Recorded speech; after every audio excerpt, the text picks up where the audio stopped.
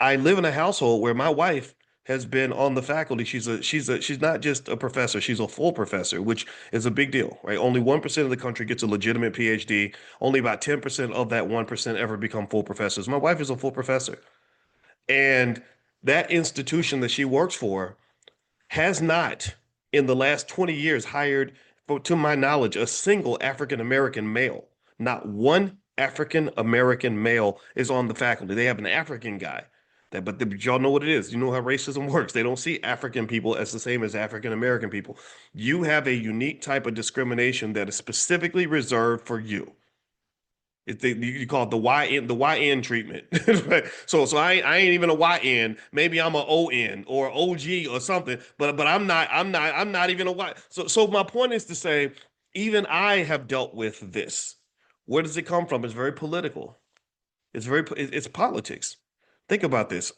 I told my wife, I said, she said, Boyce, I don't know why some of these universities wouldn't want to hire somebody like you. You study from the best. Every single member of my dissertation committee went to the University of Chicago, which is like the Vatican of finance. Like literally, my dissertation chair, Andrew Caroli, right now, go Google him. He is now, I think, the dean or something at Cornell, right? So I was trained by the very best on earth. So you would think that all these diversity initiatives, all these universities that say, oh, we're looking for talented black people. We just can't find any intelligent enough black men to take the job. You would think that they'd be clamoring to want to hire someone like me, but of course they wouldn't.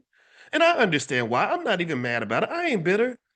I ain't bitter. I want to make it clear. I'm not mad at you. I can understand. I know why you don't want to hire me, and it has nothing to do with my skill set.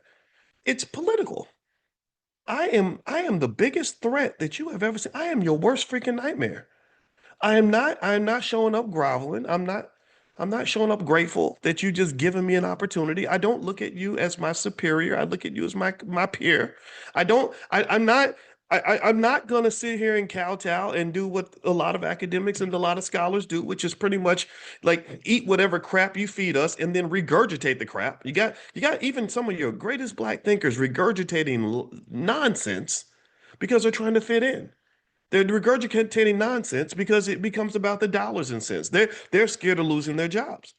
So in a way, I understand. I tell my wife, I say, well, if I was them, I wouldn't hire me neither. Because I'm on the warpath. I'm here to win. I'm here to succeed. I'm here to make my people the best. Right? So my point is to say, and not to talk about my experience. My experience is fine. Boyce is okay. I'm good.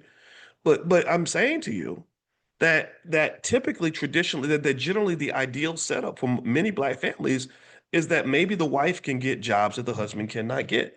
There are places where she can go where he may not be invited. There's places my gorgeous light-skinned wife can be welcome into because she's seen as a safer option and she understands this. Thank God she gets it. That's why I was happy to marry an African American woman, because African American women that love us understand what it's like to be an African American male. So she understands that. So here's my point on this.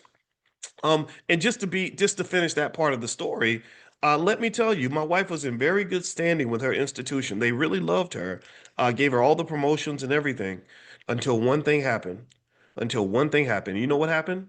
Two things. Actually, let me say this: two things. One, she married a Negro like me. She married me. They Google me. They find out who your husband is, right? She didn't marry like a white man. She didn't marry a Jewish guy, right? You see that, right? You see people getting opportunities because of that. She said, I'm gonna marry me an African American man, and I'm not just gonna marry an African American man.